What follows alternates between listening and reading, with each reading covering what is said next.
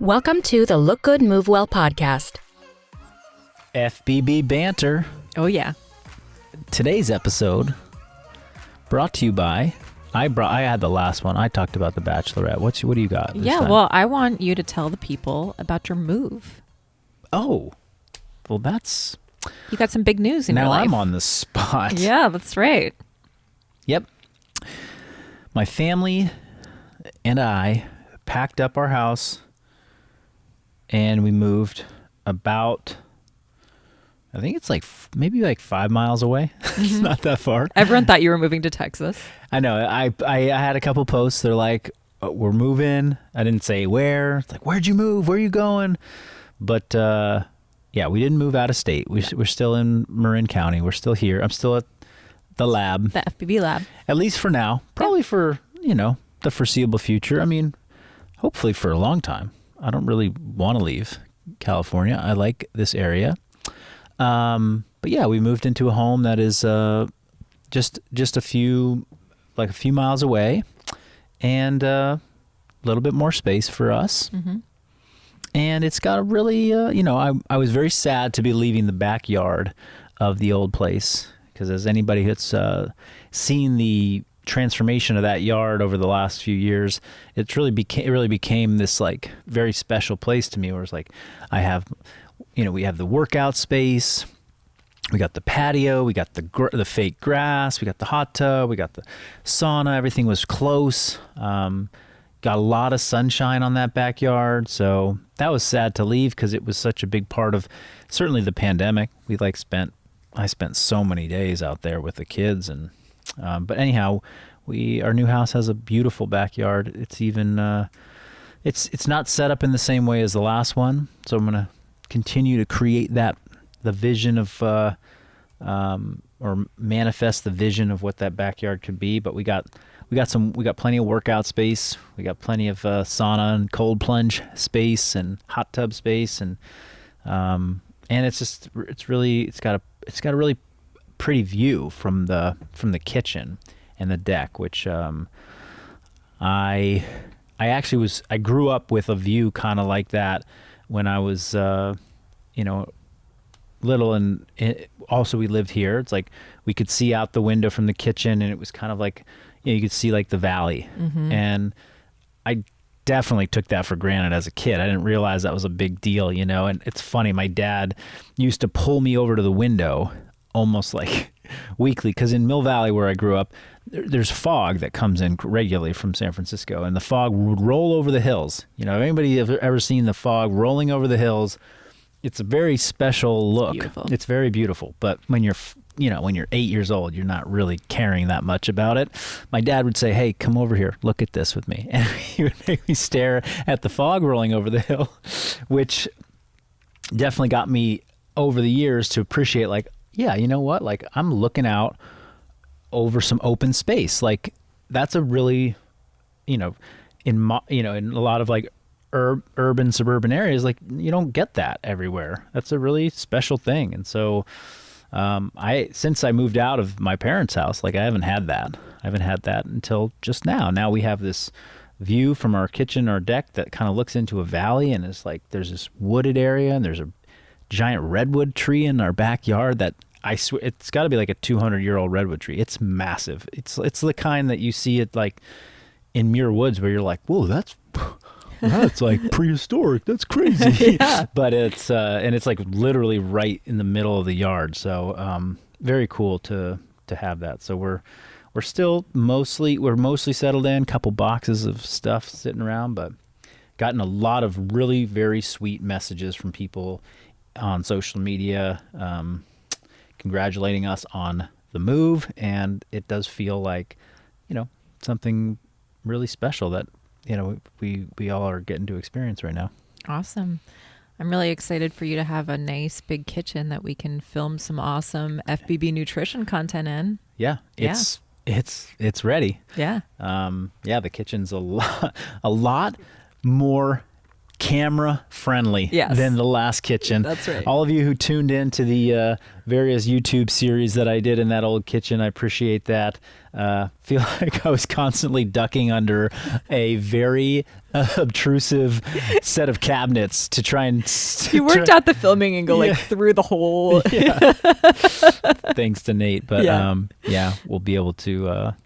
we'll be able to have, some cool FBB nutrition content coming out of there. Yeah, which kind of leads us into today's topic. Yes. Yeah. Protein. Practical protein. Practical protein. Protein practicality. I'm all about the practical. You are. Yes. Yeah. I'm always like, can we give a practical takeaway? Is there a Swedish fish protein version? Is there? Is there? Do you think they could engineer something that tastes like Swedish fish that gives me all the protein I need in colorful, delicious form? In fish form. Fish form. You said I needed to eat more fish. I'm doing it. I'm doing it. I heard there was like bag omega. of fish a I day. heard there was like omegas or something, and I'm eating these Swedish things. They're called fish. Yeah. And I bought them at IKEA. I don't know how that happened. Yeah. All right. What do the people want to know? Yeah. About protein. They want to know all kinds of things. Why don't we start with how much protein do you really need to eat a day? What's my boring answer I give all the time? It depends. It depends. It depends what on are you trying to do with your and life? your goals. No, we can get a little bit more, not prescriptive, but we can give some recommendations or more just like some information. You go make your own decisions, right? But this can range. There's a huge range here. And what I think what the data shows, and this is not like a data set of our audience members who are more health conscious, who are typically more active people, right? This is the data set of like the general population is that 60 to 70% of the standard diet is carbohydrates, with like 20 to 30% fat and like 10 to 15% on average protein. Yeah. And that places protein at the lowest, which I'm not saying it shouldn't be the lowest, but it's a bit lower than what our audience members would optimally function at and feel best at. And protein is not prioritized in the average person's diet, and it should be. Now, how much protein should be on the plate? One way to think rather than like, hey, this is how many grams or how much protein, you can just think about, well, when I organize a plate of food, Fuck, that's such a weird concept. When I feed myself, when I go to eat when I eat, okay, let's start there. All right. When I eat, you order a dish or you make something for yourself. What do you? I'm gonna go order pasta. I'm gonna go order, pizza. I'm gonna go order a sandwich. I'm gonna go order, I don't know, what's another dish that? Tacos. Okay, burrito. You're thinking about this item of food that you're gonna eat, and it's a composed thing, right? It's like perhaps it's important to start shifting to thinking, okay, before I think about what am I going to have, it's like, what's the protein going to be that accompanies that, or is the center point or the highlight of this meal? Mm-hmm. And it's like, people are like, oh yeah, I went and had like, pita and hummus. I'm like, oh, okay. Like, oh yeah, there was like some protein in the thing. It's like, okay, that's like an afterthought. Like, where was I had protein. Like I had an apple with almond butter. Oh yeah, there's some protein in almond butter. It's like thinking about, I went and had blank, and it was protein with these things around it. Mm-hmm. I had eggs with a side of spinach and blueberries. I had chicken and taco form. I went and had beef, I went and had a beef burger. It was wrapped with lettuce or even on a bun. Like, I got my protein from these sources, like thinking about that's where I want to start. And if you do that 3 meals a day, now you're getting closer to like, okay, now we're hitting real numbers that are closer to what you probably would feel better consuming from a protein standpoint and performing and functioning from a protein standpoint. So that's one way to think about it. Another way to think about it, we have developed for those who are like on the other end of the spectrum. It's like, hey, I really want to know exactly how many grams I'm supposed to have. Like, for my goals and for my body weight and for my size and my body composition, like, tell me, is it 100? Should I have 150 grams? Should I have 200 grams? Should I have 215 grams or 87? Yeah. I want to get specific. Okay, we got the macro calculator on the Functional Bodybuilding website, and that is very precise based upon a number of inputs. This is how much I weigh. This is my body composition. This is my training goal. This is my total caloric intake and expenditure. And then of all that, based upon your inputs, I'm going to have this much protein, and it's going to spit out a number of grams for you. So we'll link that in the show notes. You can go and follow that directly. And those would be based on, hey, I'm highly active. I'm doing a lot of resistance training. I'm doing a lot of things that are mechanically breaking my tissue down on a regular basis. You're going to want to have more protein. If that's from a performance standpoint. So you're just thinking about, how do I perform best? How do I recover my tissues the best? Okay. Maybe somebody who's like, I'm really trying to lose a lot of weight. I want to lose a lot of weight. Okay, well, protein is going to help you from a metabolic energy balance standpoint. So we want to boost your protein. We want to keep it high. But we don't want to keep it so high that it makes it so that you can't eat other macronutrients. What do I mean by that? It's like, okay, I want to lose a bunch of weight. I want to lose a bunch of body fat. You're going to have to go into a calorie deficit. So you're only going to be eating 1,500 calories a day. Let's just put a number out there. Okay, and then you're going to have high protein. So you go crank it on the protein. I'm going to eat 300 grams of protein. Okay, great. So now I'm capable of doing this quick math in my head, but if you eat 300 grams of protein a day and you're only eating 1,500 calories a day, guess what? You have 300 calories of non-protein left to consume. Because you went so high on your protein, that means you can have 10 almonds the rest of the day. Mm-hmm. You're going to be eating egg whites and 10 almonds. Yeah. That's your diet. Right. So I don't want anybody having to think like that. I mean, there are people that can do that, and you can do it for a few weeks or a couple months and have dramatic changes to your body. It's going to have some detrimental effects down the road probably, and it's not going to be sustainable. But there's people that can do it. But most people have no business doing that, nor should you think you need to. You can take a much more moderate protein approach that's still higher than that data set I talked about at the beginning, which is like people barely eating any protein. Yeah. And then your plate of food, your meal, could look normal. It could be like, I had 2 eggs and a slice of bacon and spinach, and then for lunch I had a salad with chicken breast, and then for dinner I had salmon and roasted broccoli, and you hit your 100 grams of protein instead of 300 grams, and then that looks like 1,500 calories in a day. Yeah. So there's that kind of is just like a overview of like, you can get super specific. You can do the 1 gram per pound of body weight, which is talked about a lot, and it's a good baseline to start at. But if you're overweight and you need to lose weight, then that might not be a great prescription for you.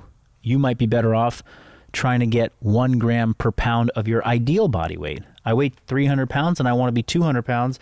Well, maybe you should only be taking in 200 grams. Mm-hmm. So this is where it gets a little bit nuanced. So if you want to go really into the details, then we're going to refer you to this macro calculator where you can do that.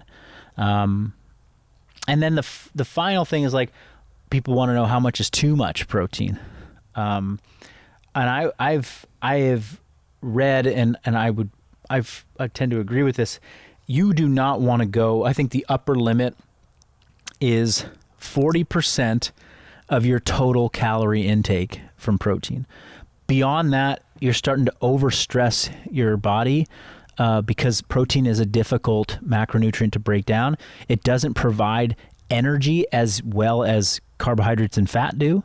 And if your body's needing energy and you're just giving it protein, it has to do a ton of conversion inside your body, and it starts to spit off some byproducts that need to be filtered through your kidneys, and it can just put a little more stress on you than you need to. But that's if you're going super high. I calculated that for myself, and it's like I would have to be eating like 430 grams of protein a day to like reach my upper limit, because that's how many calories I'm taking in a day. But that might be, it'll be a lot less for somebody else who's not eating as many calories as I am. So 40% being like that upper limit, but kind of maybe a sweet spot is like 25 to 30% of your daily caloric needs could come from protein, and you'd be, totally fine. And that, what that means is like, I'm having 30% from protein. Well, that means 30 to 40% could come from the other two macronutrients, and that ends up looking like a pretty normal meal, right? Yeah. That's what normal food to the average person looks like, and that's very important. I want to do a diet. Oh, look, I don't have to eat something crazy. I can just eat this very normal looking plate of food, but I'm controlling for a couple variables, and I'm prioritizing protein, and I'm moving, and I'm going to be doing it in a sustainable way. Yeah. Can we get a little bit more detailed about what does 100 grams of protein look like on a plate or on a couple plates? Let's pull it up. Because I think it's easy to talk about this in the abstract, but I think that when I talk to my friends and my family, and if I'm going out to eat with people who are not in the health and fitness space, Yep. it is very rare that anybody ever ends up with a decent amount of protein on their plate. No, you're right. It's true. And unless they go out to like a dinner and they say, I want the steak. Yeah. Then I'm going to have the fish. They nailed it, right? I want the fish. So I'm just pulling up, like, what did I do? I just pulled up my handy dandy MyFitnessPal. Yeah. Got your app there. I got my app. Okay, so something like, what is 30 grams of protein? That's something to shoot for, maybe, for somebody. If they're, again, thinking about our average audience member, maybe that ends up looking like 100 to 150 grams of protein a day for that person to hit. So let's say you're trying to get 100 grams of protein. You weigh, 125 to 150 pounds. You're fairly active. You do some resistance training. You're trying to lose a little bit of body fat. Okay, 100 grams of protein might be a great place for you to be starting. And so that's breakfast, lunch, and dinner. You want to get 30 to 35 grams of protein in each meal. That's going to get you there. Great. Okay, 5 eggs. 5 whole eggs is 32 grams of protein. Now, I only eat egg whites. Okay, so you're going to have to adjust that a little bit. Oh, what about salmon? So 100 grams, which is like 3.5 ounce, 4 ounce piece of salmon. That's going to get you 30 grams of protein. It's another way to do it. How about burger? You're going to have a burger, and you want to have, let's say, about a 6 ounce burger. That's a third of a pound of beef. All these weights are before you Before you cook cook it down. Yeah. So that right there, 5 eggs, 4 ounces of salmon, 6 ounces of ground meat. That gets you to 100 grams of protein in a day. 92. Yeah. And 830 calories. Yeah. So you still, let's say you're eating that 1,500 calorie diet. You still got another 650 calories to distribute amongst vegetables, maybe some fats, maybe a little bit of starch, some fruit, and that can distribute quite easily across all that. Yeah. But you can start to see the difference between what you just named on your plate over those meals versus, oh, I had a couple eggs and a piece of toast and whatever. You know, I had a salad and it had like a few shreds of chicken on top, you know? Yeah. Yeah. Because like, what did you have for breakfast? I had a hard-boiled egg and half a banana. Yeah. It's like, well, you did not get... You got like 6 grams of protein. Yeah, you didn't get a substantial amount of protein in your first meal of the day. And it's like, that's this mentality people have. It's like, oh, I'm gonna win today. And winning means under eating or going low cal. So I'm gonna start my day real low. I had like an egg, which is good, and then I had half a banana. Okay, good. Right? You made some good choices, but you under ate early in the day. And then for lunch, you had this salad. That was a small side salad with like a couple shreds of chicken. Again, you under ate on the protein.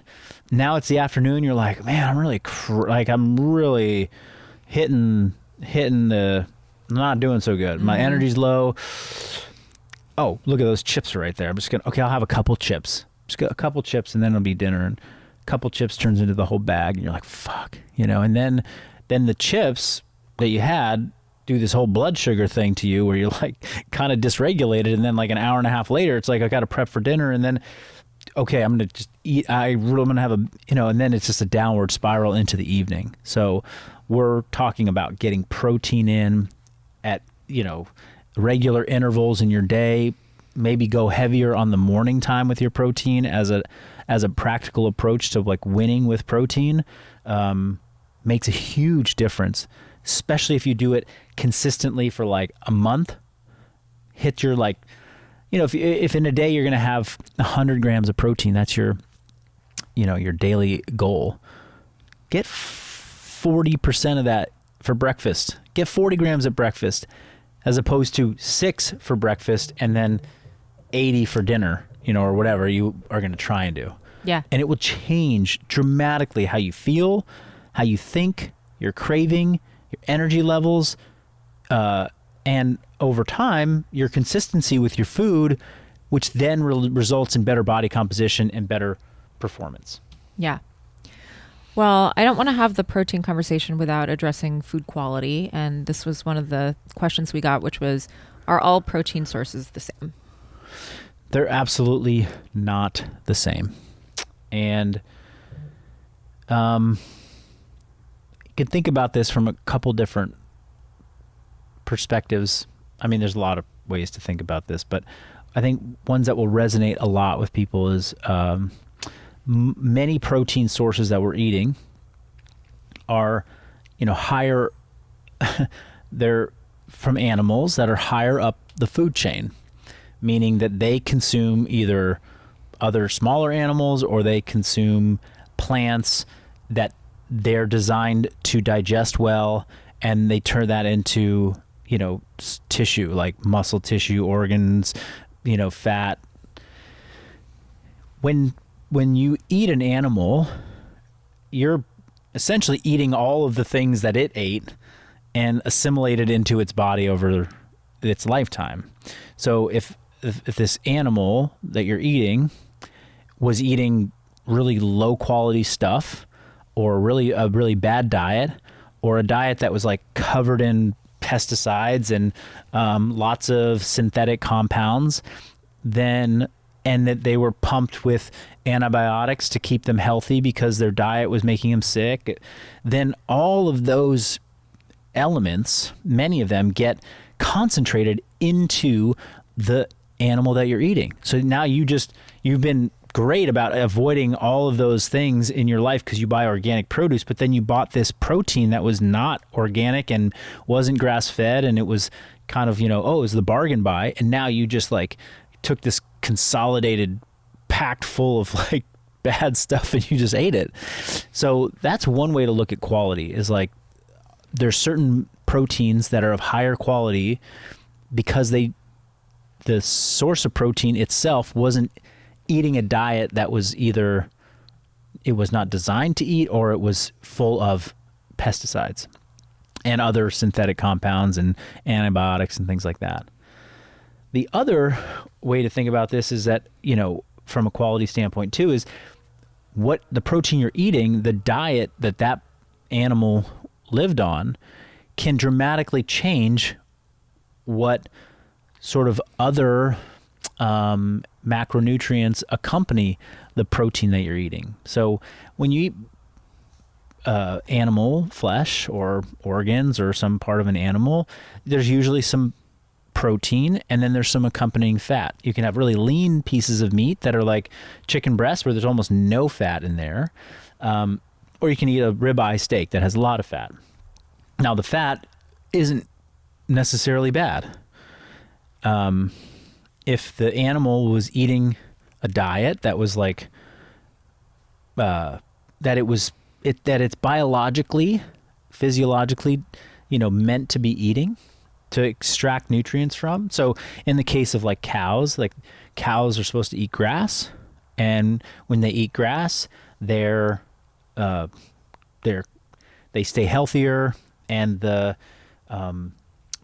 makeup of their tissue and their organs and their muscles and the fat in their bodies is optimal for human consumption, for us to consume. It's got tons of omega-3 fatty acids in it. It doesn't have this, the wrong balance of fatty acids in it that we would be consuming and then assimilating into our bodies. So we want to be sourcing highest quality proteins that when we consume them, we're confident that like, hey, this stuff is all good for me. This is really like the animal was eating the right diet, and therefore I'm getting the best quality food when I consume this. So that's another way of thinking about quality of protein sources. And then the last one is more from like the protein, if we're talking about it from like the impact it has on us. People say like, oh, protein's really good for you in this way. It changes your metabolism in this way. It changes your energy in this way. It changes your hormones in this way. Well, what creates that change? That change occurs when we ingest a sufficient amount of amino acids in the right balance to stimulate those responses that we just talked about, or that I just mentioned. So if you like eat a protein that has all the essential amino acids in it, and they're in an abundance, like 4 bites gets you a big whop of these amino acids, then when you absorb that in your digestive system, you get all those benefits.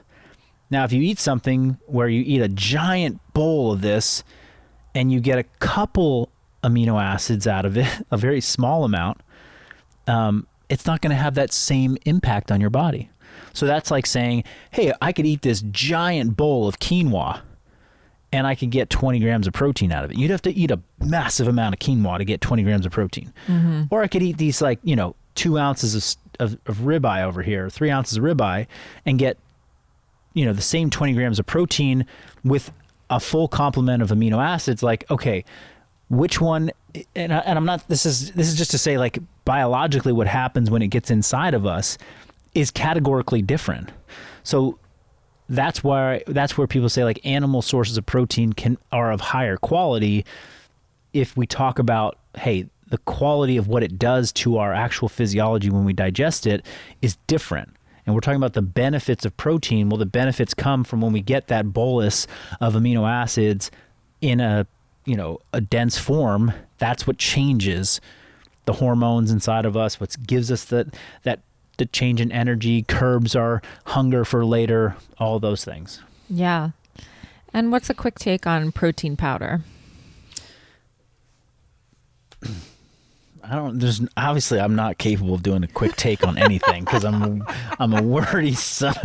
I'm a wordy guy. What's a quick take? Not capable. Protein powders, it's like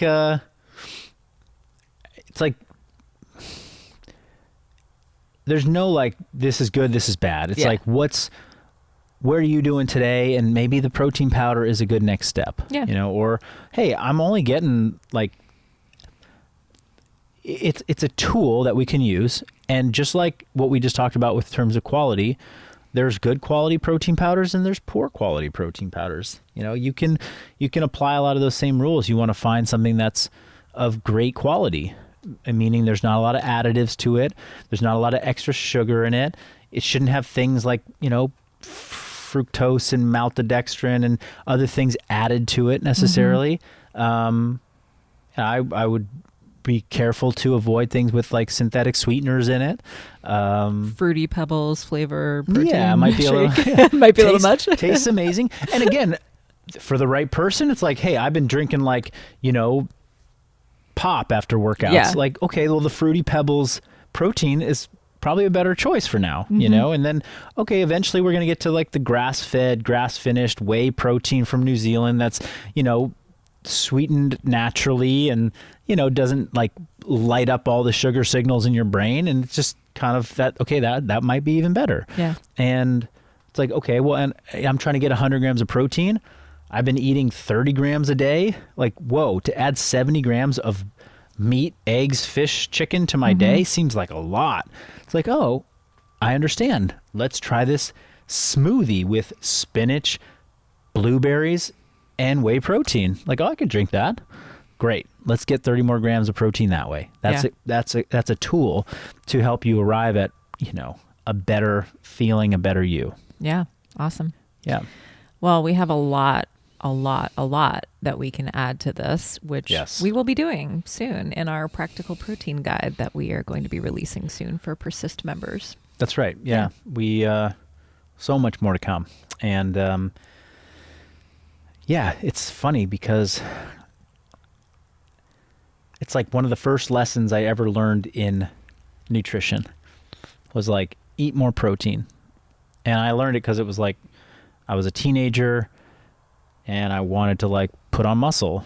And as a teenager, growing up at the time that I was growing up as a teenager, it was like, meals were not focused around protein. It was just, we're picking up tacos or burritos or, we're eating like a lot of starchy things, a lot of pastas, a lot of, when I would walk myself over to the, to Safeway to get my lunch, I wasn't thinking about protein. Right. And so clearly that was a big gap. And it was like, hey, get more protein because that's going to help you build muscle. And I was just drinking a bunch of shakes, and that was a important starting point for me. But then over the years, like it just became this thing. It was like, now it is just central to my, and I'm realizing 20 something years later, like, oh, wow, this is still a big gap for so many people. And it's maybe that one anchor point in my diet for the last 20 years has really been, the thing. It's not that I carb cycled. It's not that I went keto. It's not that I, went plant-based. It's that I just ate protein at 3 meals. I mean, I've eaten, 180 to 200 grams of protein every day without fail, minus a few fasts that I've done here and there for, 15 years. Like that kind of helps. Yeah. I can attest to the fact that you eat protein every day. I see what you bring. I see your big old glass Tupperwares full of protein that you're hauling around. Get it. Yeah. All right. Well, stay tuned for more practical protein coming out in the guide for you Persist members. Yeah, and definitely head over to our website, functional-bodybuilding.com. We will link it in the notes, but if you're driving in your car, if you're out and about, just head to the website. You can go under the Learn menu. You can find the macro calculator. And then when you get your macros sent to you, you'll also be put on our email list, which will send you a lot of extra resources on nutrition, awesome training articles, free stuff all the time. Go do it. Yep. We'll see you next time. Bye.